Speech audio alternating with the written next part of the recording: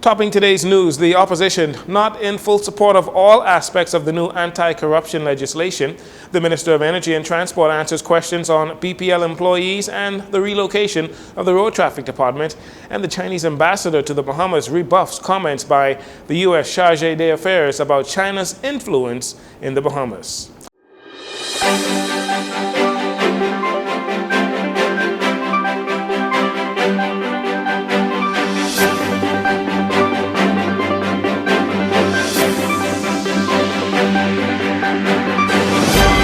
This is your JCN Evening News. I'm Dorino Saunders. Thank you so much for joining us. The leader of the official opposition, Michael Pintard, during his contribution to debate on the Independent Commissions of Investigations Bill 2025 and the Protect and Disclosure Bill 2025, stated that while the opposition appreciates the government's efforts to tackle corruption in high places, they can only support some aspects of the bills. Pintard explains. We will not support all of the bills that will be presented, Madam Speaker, but we will support the Independent Commission of Investigations bill, though we believe that it is quite deficient in a number of ways. We have made recommendations that we hope that the government takes on board. We will support, Madam Speaker, the whistleblower provision, but we know that this administration, Madam Speaker, has targeted whistleblowers. And we have seen that at work in the Department of Immigration, where the head of immigration, Madam Speaker, has forced to resign, and the person who was second in charge is now on leave, Madam Speaker. So when they talk about protection for whistleblowers, I see no evidence in the way they behave. They are more concerned about how information get out rather than figuring out how do you fix the bad information that has been revealed to the public. So with those words, Madam Speaker, Marco City supports those provisions that I mentioned. Mr. Pintard accused the Davis administration of unfairly enforcing the anti-crime and anti-corruption laws that they pass. Even when you have a good message, and occasionally the government says some things that are very helpful in the country, they often send the wrong messengers to deliver the message. And even when a piece of legislation has potential, if they would take advice, to make a difference in the country, the difficulty is it's left up to them to police these pieces of legislation. And what they have shown, Madam Speaker, is that they are often biased in terms of how they execute, in terms of the administration of the law. There seems to be one law for the PLP and a different law for the rest of us, Madam Speaker. And it is that kind of practice that we wish to stop. Michael Pintard, leader of the official opposition.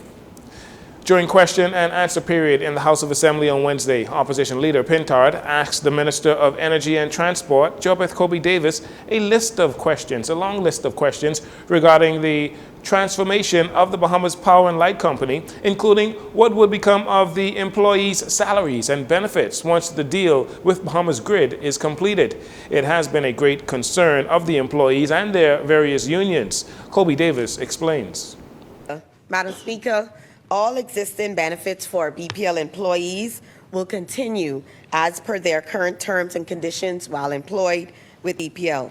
Employees who are seconded to Bahamas Grid will continue to receive their salaries and benefits during the period of their secondment as per their current terms and conditions.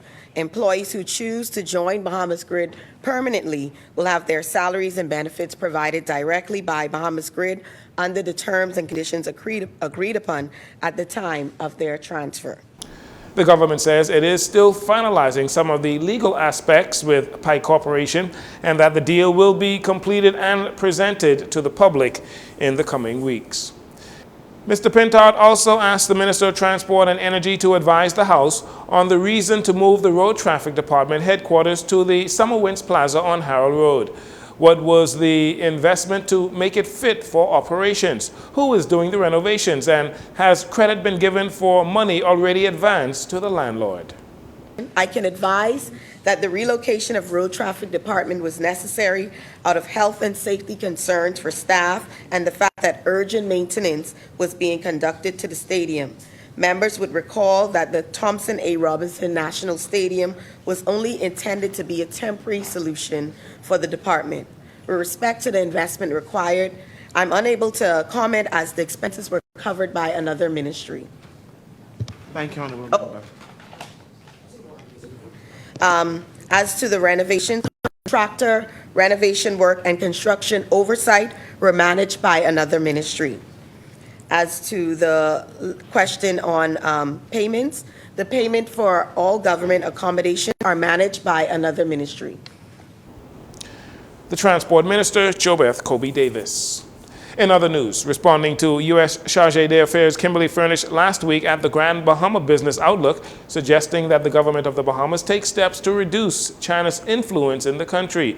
The Chinese ambassador to the Bahamas, Yan Zhirong, said in a statement on Wednesday that the relationship between China and the Bahamas is based on mutual respect and mutual benefits, with no ulterior motives attached, as suggested by the United States.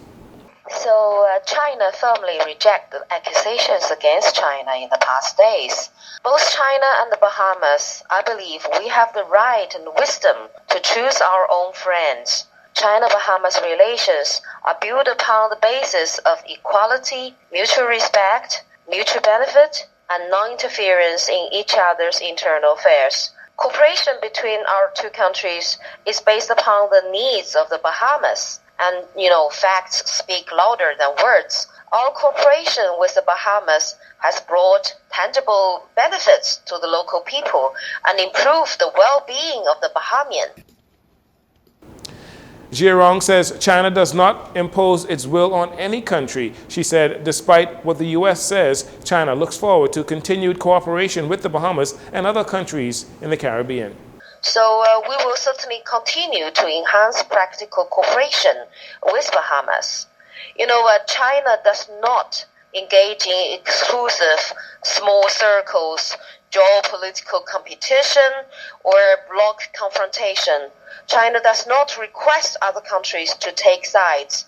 China welcomes all other friendly countries to invest more in the Bahamas and carry out more projects to the benefits of the Bahamian people. Meanwhile, the government of the Bahamas has made it clear that it does not intend or wish to engage in the geopolitical and ideological dispute between the two superpowers.